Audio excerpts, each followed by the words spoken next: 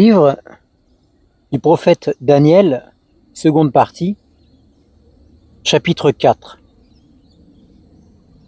Moi, Nebuchadnezzar, je vivais tranquille dans ma maison et heureux dans mon palais. J'ai eu un rêve qui m'a effrayé. Les pensées dont j'étais poursuivi sur mon lit et les visions de mon esprit me remplissaient d'épouvante.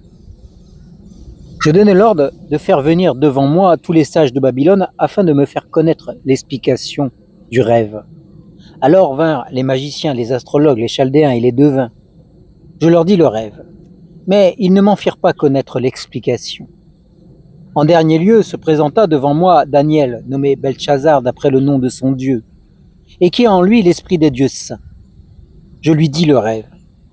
Beltchazar, chef des magiciens qui a en toi, je le sais, l'esprit des dieux saints, et pour qui aucun mystère n'est difficile. Dis-moi l'explication des visions que j'ai eues en rêve. Voici les visions de mon esprit pendant que j'étais sur mon lit. Je regardais, et voici au milieu de la terre un arbre d'une grande hauteur. Cet arbre était grand et fort, sa cime atteignait le ciel, et on le voyait des extrémités de toute la terre. Son feuillage était beau, et son fruit abondant. Il portait de la nourriture pour tous. Sous lui, les bêtes des champs trouvaient de l'ombre, et de ses branches habitaient les oiseaux du ciel. Et tout être vivant tirait de lui sa nourriture. Dans les visions de mon esprit que j'avais sur mon lit, je regardais, et voici, un des saints qui veille descendit des cieux. Il cria avec force et parla ainsi. Abattez l'arbre et coupez ses branches, arrachez le feuillage et dispersez ses fruits. Que les bêtes fuient de dessous et les oiseaux du milieu de ses branches. Mais laissez en terre le tronc avec ses racines dans les chaînes de fer et de bronze parmi l'herbe des champs. Qu'il soit trempé de la rosée du ciel, qu'il ait, comme les bêtes, l'herbe de la terre pour partage, son cœur d'homme sera changé et un cœur de bête lui sera donné. Et 7 ans passeront sur lui. Cette sentence est un décret de ceux qui veillent. Cette résolution est un ordre des saints, afin que tous les vivants sachent que le Très-Haut domine sur toute royauté humaine, qu'il la donne à qui il lui plaît et qui élève le dernier des hommes. Voilà le rêve que j'ai eu, moi, le roi Nebuchadnezzar. Toi, Belchazar, dis-moi l'explication, puisque tous les sages de mon royaume ne peuvent me faire connaître cette explication. Toi tu le peux, car tu as en toi l'esprit des dieux saints. Alors Daniel, nommé Belchazar, fut un moment stupéfait, et ses pensées l'épouvantaient.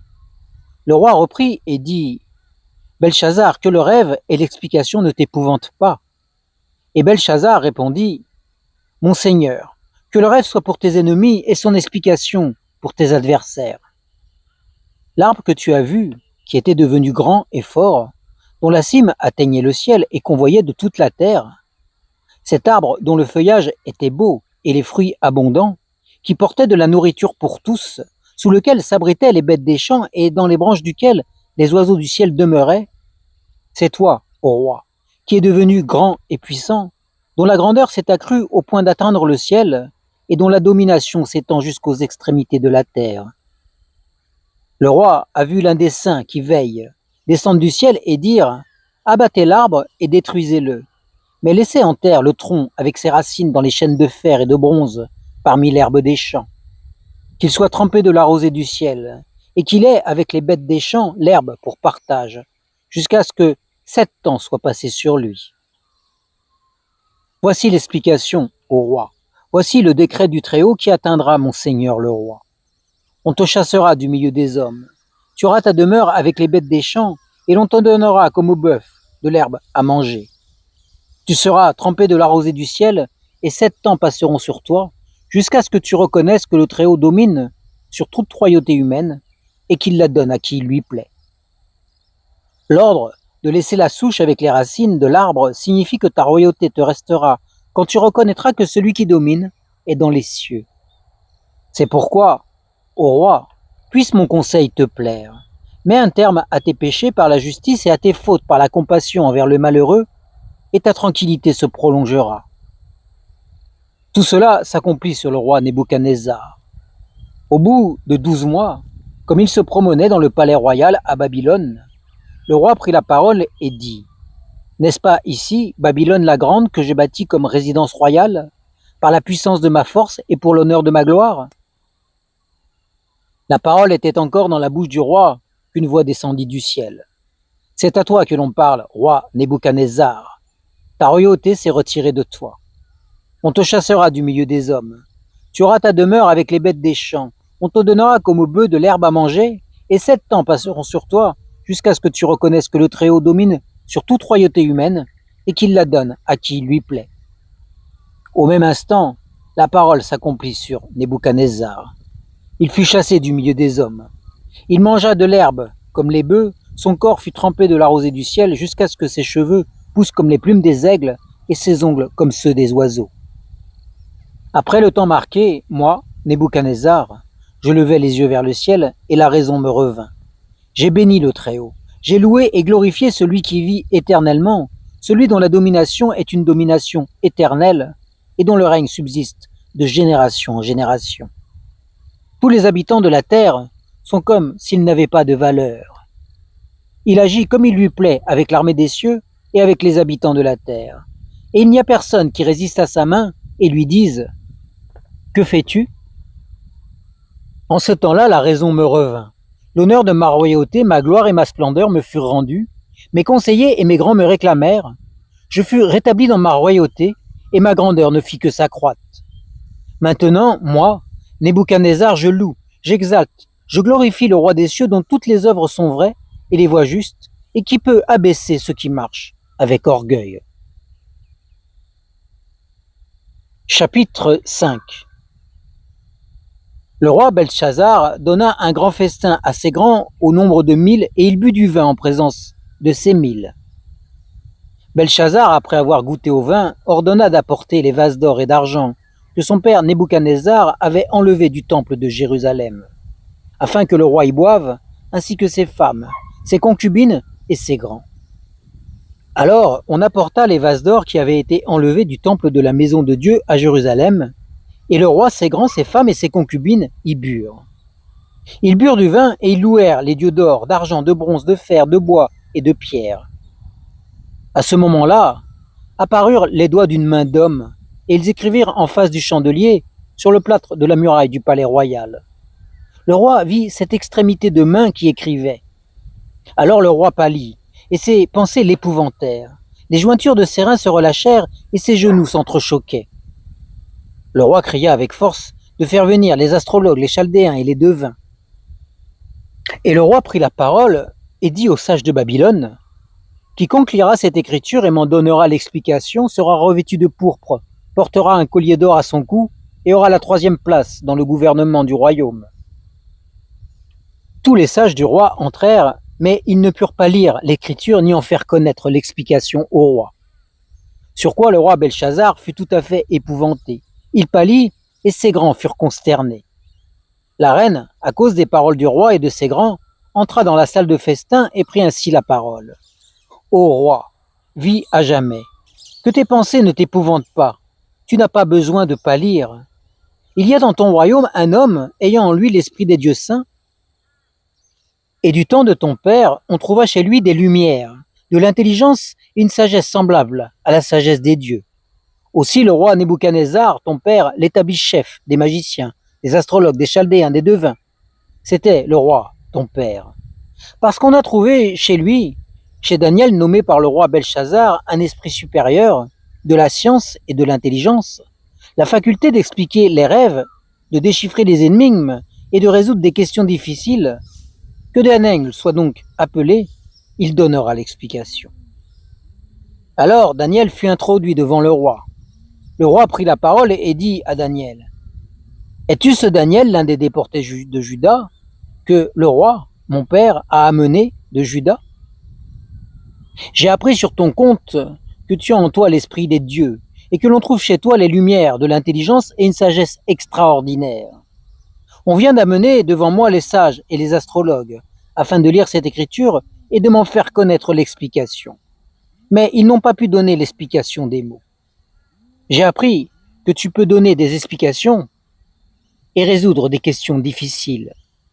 Maintenant, si tu peux lire cette écriture et m'en faire connaître l'explication, Tu seras revêtu de pourpre, tu porteras un collier d'or à ton cou, et tu auras la 3e place dans le gouvernement du royaume. » Alors Daniel répondit en présence du roi, « Garde tes dons pour toi et accorde à un autre tes présents. Je lirai néanmoins l'écriture au roi et je lui en ferai connaître l'explication. » Ô roi, le Dieu Très-Haut avait donné à Nebuchadnezzar ton père la royauté, la grandeur, l'honneur et la gloire. À cause de la grandeur qu'il lui avait donnée, tous les peuples, les nations, les hommes de toute langue étaient dans la crainte et tremblaient devant lui. Le roi faisait mourir ceux qu'il voulait et il laissait la vie à ceux qu'il voulait. Il élevait ceux qu'il voulait et il abaissait ceux qu'il voulait. Mais lorsque son cœur s'éleva et que son esprit s'endurcit jusqu'à l'arrogance, il fut précipité de son trône royal et dépouillé de sa gloire. Il fut chassé du milieu des humains, son cœur devint semblable à celui des bêtes, et sa demeure fut avec les ânes sauvages. On lui donna comme au bœuf de l'herbe à manger, et son corps fut trempé de la rosée du ciel jusqu'à ce qu'il reconnaisse que le Très-Haut domine sur toute royauté humaine et qu'il y place qui il veut. Et toi, Beltchazar, son fils, tu n'as pas humilié ton cœur, quoique tu aies connu tout cela. Tu t'es élevé contre le Seigneur des cieux. Tu as fait apporter devant toi les vases de sa maison, et vous avez bu du vin, toi et tes grands, tes femmes et tes concubines. Tu as loué les dieux d'argent, d'or, de bronze, de fer, de bois et de pierre, qui ne voient pas, qui n'entendent pas, et qui n'ont pas la connaissance, et tu n'as pas glorifié le Dieu qui a dans sa main ton souffle et toutes tes voies. C'est pourquoi il a envoyé cette extrémité de main qui a tracé cette écriture. Voici l'écriture qui a été tracée. Méné, Méné, Tekel et Parsin. Et voici l'explication de ces mots. Méné, Dieu a compté ton règne et y a mis fin. Tekel, tu as été pesé dans la balance et tu as été trouvé léger. Parsin, ton royaume sera divisé et donné aux Mèdes et aux Perses. Aussitôt, Beltchazar ordonna de revêtir Daniel de pourpre, de lui mettre au cou un collier d'or et de publier qu'il aurait la 3e place dans le gouvernement du royaume. Cette même nuit, Beltchazar, roi des Chaldéens, fut tué. Chapitre 6. Darius le Mède reçut la royauté à l'âge de 62 ans. Darius trouva bon d'établir sur le royaume 120 satrapes qui devaient être répartis dans tout le royaume. Il mit à leur tête 3 chefs. L'un d'entre eux était Daniel, à qui ces satrapes devaient rendre des comptes afin que le roi ne subisse aucun tort.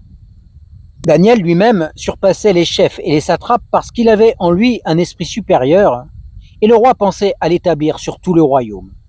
Alors, les chefs et les satrapes cherchèrent un motif pour accuser Daniel en ce qui concernait les affaires du royaume.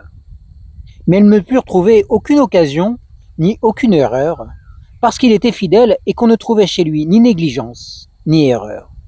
Alors ces hommes dirent, « Nous ne trouverons aucun motif contre ce Daniel, à moins que nous n'en trouvions un dans la loi de son Dieu. » Puis ces chefs et ces satrapes se rendirent tumultueusement auprès du roi et lui parlèrent ainsi. « Roi Darius, vis à jamais. Tous les chefs du royaume, les intendants, les satrapes, les conseillers et les gouverneurs sont d'avis que soit publié un édit royal et que soit mise en vigueur cette interdiction. Quiconque, dans l'espace de 30 jours, adressera des prières à quelque dieu ou quelque homme, excepté à toi, ô roi, sera jeté dans la fosse aux lions. Maintenant, ô roi, confirme l'interdiction et signe le décret afin qu'il soit irrévocable selon la loi des Mèdes et des Perses qui ne peut être abrogée. » Là-dessus, le roi Darius signa le décret et l'interdiction. Lorsque Daniel sut que le décret avait été signé, il monta dans sa maison où les fenêtres étaient ouvertes en direction de Jérusalem, et 3 fois par jour, il se mettait à genoux, il priait et louait son Dieu comme il le faisait auparavant. Alors ces hommes entrèrent tumultueusement et trouvèrent Daniel qui suppliait et invoquait son Dieu. Puis ils allèrent trouver le roi et lui parlèrent de l'interdiction royale. « N'as-tu pas signé une interdiction portant que quiconque, dans l'espace de 30 jours, adressait des prières à quelque dieu ou quelque homme, excepté à toi, ô roi, serait jeté dans la fosse aux lions ?» Le roi répondit, « La chose est certaine selon la loi des Mèdes et des Perses qui ne peut être abrogée. » Ils prirent de nouveau la parole et dirent au roi, « Daniel, l'un des déportés de Juda, n'a tenu aucun compte de toi, ô roi, ni de l'interdiction que tu as signée, et il fait sa prière 3 fois par jour. Le roi fut très affligé quand il entendit cela. Il prit à cœur de délivrer Daniel, et jusqu'au coucher du soleil, il s'efforça de le délivrer. Mais ces hommes revinrent tumultueusement auprès du roi et dirent au roi: Sache, ô roi, que la loi des Mèdes et des Perses exige que toute interdiction ou tout décret confirmé par le roi soit irrévocable. Alors le roi ordonna d'amener Daniel et de le jeter dans la fosse aux lions. Le roi prit la parole et dit à Daniel: Puisse ton Dieu, que tu sers avec persévérance, te sauver. On apporta une pierre et on la mit sur l'ouverture de la fosse. Le roi la scella de son anneau et de l'anneau de ses grands afin que rien ne soit changé à l'égard de Daniel. Le roi se rendit ensuite dans son palais. Il passa la nuit à jeun. Il ne fit pas venir de concubine auprès de lui et le sommeil le fuyait. Le roi se leva au point du jour avec l'aurore et il alla précipitamment à la fosse aux lions. Et s'approchant de la fosse, il appela Daniel d'une voix triste. Le roi prit la parole et dit à Daniel: Daniel, serviteur du Dieu vivant, ton Dieu que tu sers avec persévérance, a-t-il pu te délivrer des lions? Et Daniel se mit à parler au roi. Roi, vis à jamais. Mon Dieu a envoyé son ange et fermé la gueule des lions qui ne m'ont fait aucun mal, parce que j'ai été trouvé innocent devant lui. Et devant toi non plus, ô roi, je n'ai rien fait de mal. Alors le roi eut une grande joie et ordonna de faire retirer Daniel de la fosse. Daniel fut retiré de la fosse, et on ne trouva sur lui aucune blessure, parce qu'il avait eu foi en son Dieu. Le roi ordonna que ces hommes qui avaient accusé Daniel soient amenés et jetés dans la fosse aux lions, eux, leurs enfants et leurs femmes. Et avant qu'ils soient parvenus au fond de la fosse, les lions se ruèrent sur eux et brisèrent tous leurs os. Après cela, le roi Darius écrivit à tous les peuples, aux nations, aux hommes de toute langue qui habitaient sur toute la terre: Que la paix soit avec vous en abondance. Je donne l'ordre que dans tout l'étendue de mon royaume, on ait de la crainte et du respect devant le Dieu de Daniel. Car il est le Dieu vivant, et il subsiste à jamais. Son royaume ne sera jamais détruit, et sa domination durera jusqu'à la fin. C'est lui qui sauve et délivre, qui opère des signes et des prodiges dans les cieux et sur la terre. C'est lui qui a sauvé Daniel de la griffe des lions. Daniel lui-même prospéra sous le règne de Darius et sous le règne de Cyrus le Perse. Fin de la seconde partie du livre du prophète Daniel.